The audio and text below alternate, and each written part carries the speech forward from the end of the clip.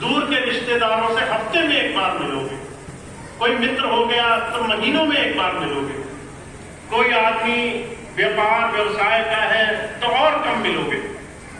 परिवार ऐसी संस्थान है जिसमें आपको हर रोज किसी के साथ जीवन गुजारना है। माता पिता है, दिन में 24 घंटे साथ हैं, पति पत्नी है, दिन में 24 घंटे साथ हैं, बच्चे हैं, दिन में 24 घंटे साथ हैं। जितना भी आपका परिवार है, परमात्मा ने उन्हें आपके सबसे नजदीक रखा। 24 घंटे वो आपके अंग संग है, चारों तरफ आप उनके साथ अपना जीवन जी रहे हो। और जो कहा करते थे, इस जीवन में आप अपनी मनोभाव, अपनी इंद्रियां, अपने तमाम तरह के इस मनोवेग का परीक्षण कर रहे हो। कभी आपने देखा है, अगर आप घर में हो, आप अपने घर वालों से सबसे जल्दी उतावले हो जाते हो। किसी ने 2 बात कही, बड़ी जल्दी गुस्सा आ जाएगा। किसी ने 2 बात कही, आप बड़ी जल्दी नाराज हो जाओगे। बाहर जाओ, आदमी 100 बातें बोल ले, तब भी हम बड़ा सब्र रखते हैं। घर में कोई कुछ बात बोले, हम बड़ी जल्दी किसी चीज पर आग बबूला हो जाते हैं। कहीं हम बड़ी जल्दी किसी चीज पे स्नेह दिखाते हैं।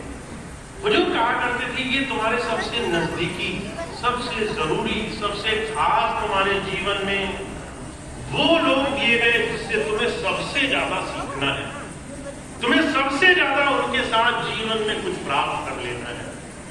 किसी भी इंसान को तुम्हारे जीवन में परमात्मा ने ऐसे ही नहीं भेज दिया कि जाओ सड़क चलते कोई मिल जाएगा, उससे कुछ ले लेना, कुछ दे देना, काम खत्म हो गया। परमात्मा तुम्हें कुछ सिखाना चाहता है। परमात्मा हर एक इंसान के साथ तुम्हारे मनोवेग, तुम्हारी इंद्रिय, तुम्हारे तमाम तरह के बंधन का असली स्वरूप तुम्हें दिखाना चाहता है। तुम किसके साथ कैसे हो, तुम उसके साथ वैसे बन करके किस तरह से अपने जीवन का निर्माण कर रहे हो। अगर मैं दूसरे शब्दों में कहूं, आप वही प्राप्त कर पाओगे जो आप अपने जीवन में बनने के लिए तैयार हो। महाराज जी कहा करते थे, अगर एक बर्तन है, उस बर्तन में उतना ही अमृत भरा जा सकेगा जितनी उसकी गहराई है। अगर तुम्हारे बर्तन में गहराई ही नहीं है तो तुम उसमें क्या भर कर ले जाओगे? अगर तुम्हारा बर्तन उल्टा है तो तुम उसमें क्या भर कर ले जाओगे? कबीर साहब ने इस बात पर बड़ा जोर देकर कहा है, कहा पानी ऊंचे ना टिके नीचे ही ठहराए, नीचा होवे भर पिए ऊंचा प्यासा जाए। पानी अगर पीना हो तो पात्र में गहराई होनी चाहिए। अगर पात्र समतल होगा तो पानी नहीं ठहरेगा। पात्र अगर उथला होगा, उसकी अगर अंदर गहराई नहीं होगी तो एक एक बूंद नीचे गिर जाएगी। पात्र की गहराई, उस पात्र में कितना प्राप्त करोगे, इस बात की निर्भरता तय करती है। तुम कितना किसी चीज से प्राप्त कर सकोगे, तुम्हारे अंदर का ये समावेश तय करता है। तुम कितना लेने के लिए तैयार हो गए। महाराज जी एक शब्द इस्तेमाल किया करते थे, बी रिसेप्टिव, लेने वाले बनो, सोखता बनो। कभी आपने सोखता देखा है? अगर घर में पानी फैल जाए, सोखता होता है, आप जैसे रखो तो वो सारा पानी अपनी तरफ खींच लेता है। बुजुर्ग कहा करते थे, उसी की जगह कोई पत्थर रखो, वो एक बूंद पानी नहीं खींचेगा। जिसने अपने अंदर कुछ प्राप्त करना है, उसको कुछ पाने की क्षमताओं से भरा होना चाहिए। पाने की क्षमताएं तुम्हारे अंदर तब समझ में आती हैं जब तुम अपने सबसे नजदीकी जो परमात्मा ने तुम्हें संबंध दिए उनसे कैसा व्यवहार करते हो, ये बात समझोगे। आपका परिवार सिर्फ इसलिए आपके साथ नहीं है कि पुराना लेना देना है, इसलिए आपके साथ है क्योंकि वो आपको रोज, हर दिन, हर पल आपकी अच्छाई बुराई का आपको आईना दिखा रहा है। आपको हर रोज आप क्या हो, इस चीज का आपको सही स्वरूप दिखा रहा है। माफ करना, बात कहने में आसान है। मैं हजारों लाखों लोगों को देखता हूं। बहुत से लोग जब मेरे सामने आकर कहते हैं कि हमने 30 साल हो गए नाम लिए हुए, 20 साल लिए हुए हो गए नाम लिए हुए, मैं सोचता हूं इन सब का 20 साल 30 साल का जो जुड़ाव है वो एक क्षण में परखा जा सकता है। अगर आप किसी की बात न मानो, कोई इंसान आपके सामने आ जाए, आपको बहुत मन से कोई बात कहने वाला बने और आप 3 बार उसे ना बोल दो कि नहीं ये तो नहीं हो सकता, ये काम तो मैं नहीं करूंगा, ये काम नहीं हो पाएगा। उस इंसान की असली स्थिति तुम्हें उसके चेहरे पे झलकने लग जाएगी। वो तुम्हें कितना प्रेम कर रहा है उसके चेहरे पे ही तुम पढ़ सकोगे। उसके हाव भाव बदल जाएंगे, नए नक्श बदल जाएंगे, क्रोध से आंखें तमतमाने लगेंगी, मन में ईर्ष्या भर जाएगी, मुझे ना कैसे बोल दिया।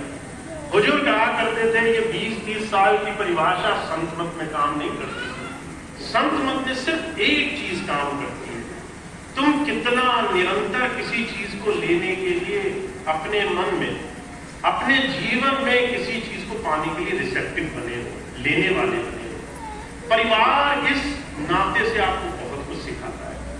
अगर आप माता पिता के साथ हैं, माता पिता के साथ आपका जीवन बचपन तक कैसा है और बचपने के बाद कैसा है, दो अलग अलग धारणाएं हैं।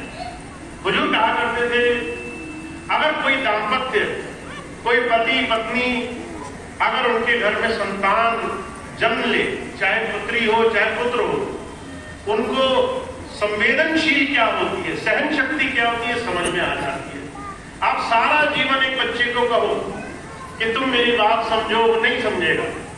एक बार उसके घर में बच्चे हो जाए, 1 साल बाद पूछो भैया जीवन कैसा गुजर रहा है, वो अपने आप मुंह से बोलेगा अरे भाई अब तो हम अपने हिसाब से जी नहीं पाते, बच्चों के हिसाब से जीना पड़ता है। रात को जगा देते हैं, सारी रात रोते रहते हैं, पर हमें गुस्सा नहीं आता क्योंकि हमारी अपनी संतान है, हमारा अपना बच्चा है। हम विनम्रता से, हम कैसे सहनशीलता से उसके साथ जीवन गुजारना सीखे।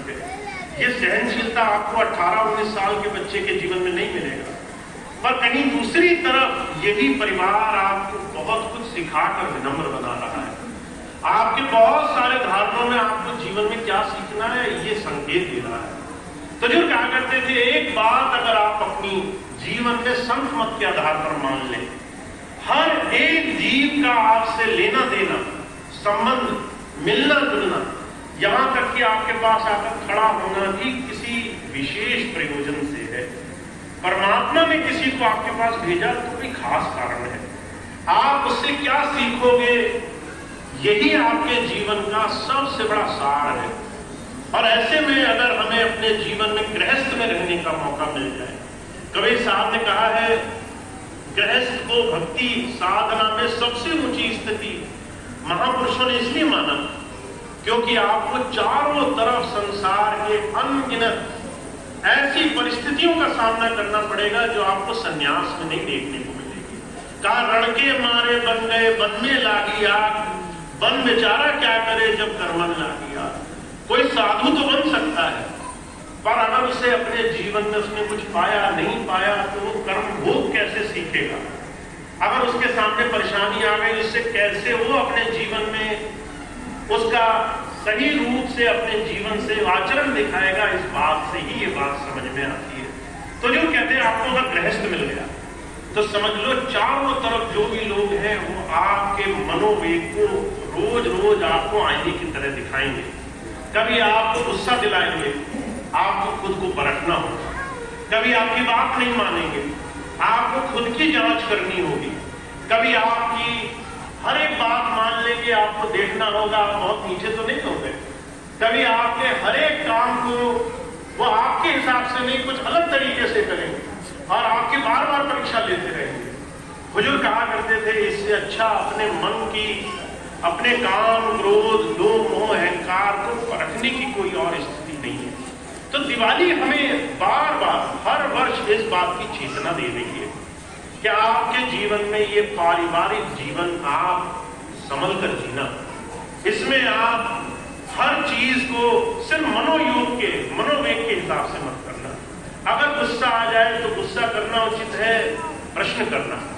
अगर कोई आपको बार बार लालच दिखाए कि मुझे ये खरीदना है, वो खरीदना है, उसकी उपयोगिता है नहीं है, प्रश्न करना अपने आप से। उसकी जरूरत है नहीं है, उससे प्रश्न करना अपने आप से। अगर कोई आपको बार बार आप बहुत बड़े बन गए इस बात का अहंकार दिलाए तो प्रश्न करना अपने आप से कि कहीं विनम्रता से हम और ज्यादा तो नहीं प्राप्त कर सकते, विनम्रता से हम अपने आप को और अच्छा तो नहीं बना सकते। तो हमारे जीवन में ये चारों तरफ सबसे नजदीकी हमारे जीवन के लोग ये हमें कुछ सिखा रहे हैं। इसको सीखने का एक छोटा सा महामंत्र अपने जीवन में अपना लो। अगर आप चाहते हो आपका जीवन गुरुमय हो जाए, तो ये बात ध्यान रखो, आपका परिवार आपको सबसे ज्यादा सिखा रहा है। आप उसमें हर रोज जो भी आपके साथ हो उसमें अपने आप को साधने की कोशिश